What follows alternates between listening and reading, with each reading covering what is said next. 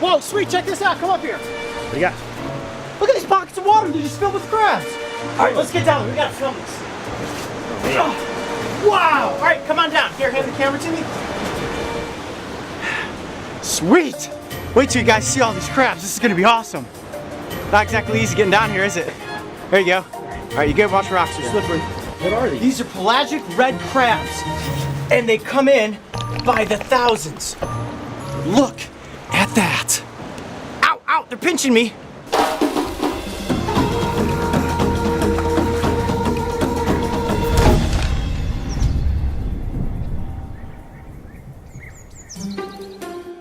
The shores of California may look as if they're nothing more than rocks and crashing waves. However, if you arrive at low tide, carefully navigate the slippery rocks, and know exactly where to look, you will find a mysterious world of fascinating creatures. And sometimes, if you are incredibly lucky, you will find yourself in the right place at exactly the right time.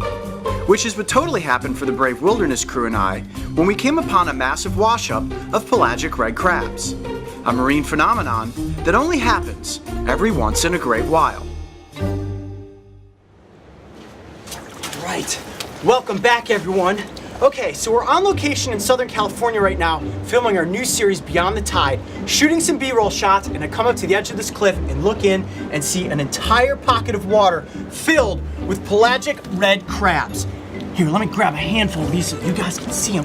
Come here. Ow, ow, ow. Ah, getting pinched. Getting pinched. But look at that. They look like little lobsters. Now, you may be saying to yourself, Coyote, is it a crab? Is it a lobster? It kind of looks like a shrimp. Technically, these are not true crabs. They're actually a subspecies of squat lobster. And let me just grab one and hold it up here for you. The reason they're called squat lobsters is they keep the abdomen tucked up underneath the thorax, just like that. Oh, got away from me. Come back here. Got the same one back. And you see that? See how its butt looks kind of squatted? That's where they get the name squat lobster from. But they do use the tail to help them navigate through the environment. Now you look at this little creature and you think to yourself, well, it's got those big pinchers up front. It must be quite the predator. Actually, these crabs are vegetarians. And when you see them underwater, they have all these tiny little hairs on their legs, and they actually use those hairs to help them filter food. If you look at the ones down here in the water, you can actually see them displaying this behavior. Look at this one right here on this green clump of seagrass. You can see all the little hairs extended out, and he's just pushing pieces of food into his mouth. That is so cool. Wow, I am literally in a pool of crabs right now. Look at that. I can just reach my hands in there and get an entire handful of them. Now, this is actually a really rare phenomenon that's happening right now.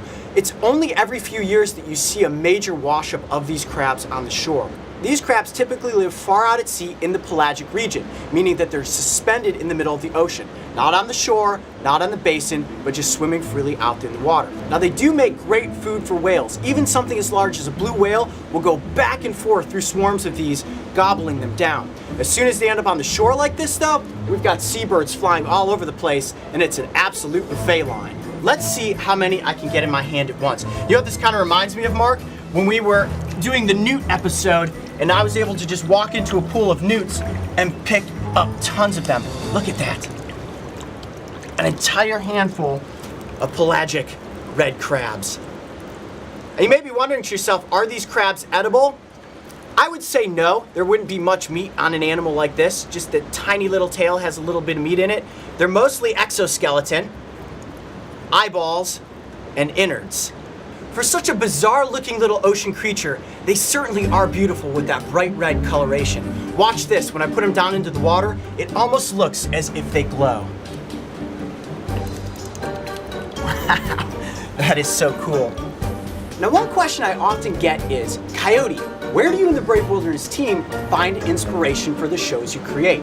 That's a great question, and the answer is books. When I was a kid, I absolutely loved to read. And if the subject matter was animals or dinosaurs, there's a good chance that I read it twice. Now, as a big kid, I still like to read books, but I travel so much, sometimes it's difficult. So what I do is listen to books on audible.com. Now, audible.com has over 250,000 different books to choose from, and just recently I listened to 20,000 Leagues Under the Sea by Jules Verne. Now, this was one of my favorite books as a kid. I actually read it for the first time when I was 8 years old. I find a lot of inspiration in books, and 20,000 Leagues definitely helped shape the design of Beyond the Tide. You have a situation like this. These crabs, which belong far out in the ocean, yet they have washed up here on shore. A true mystery that is absolutely fascinating. And that's what I love about tide pools. You never know what you're gonna find. So this is pretty cool. Recently, Audible.com found out that I was listening to their books. They wrote to me and said, "Coyote, we should do a giveaway for the Coyote pack." And I said, that would be absolutely perfect. So right now, because you're watching this video, if you go to audible.com/coyote, you can get a free 30-day trial period and download your first book absolutely free. All right, I'm gonna let this little crab go and head back off into the tide pools to see what we can find. I'm Coyote Peterson. Be brave. Stay wild. We'll see you on the next location.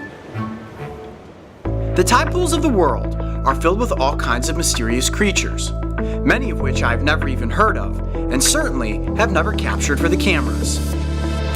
The Brave Wilderness team and I are incredibly excited to bring you this new series, and we promise that just when you thought we'd found the most bizarre animal you've ever seen, something even stranger will show up in the next episode.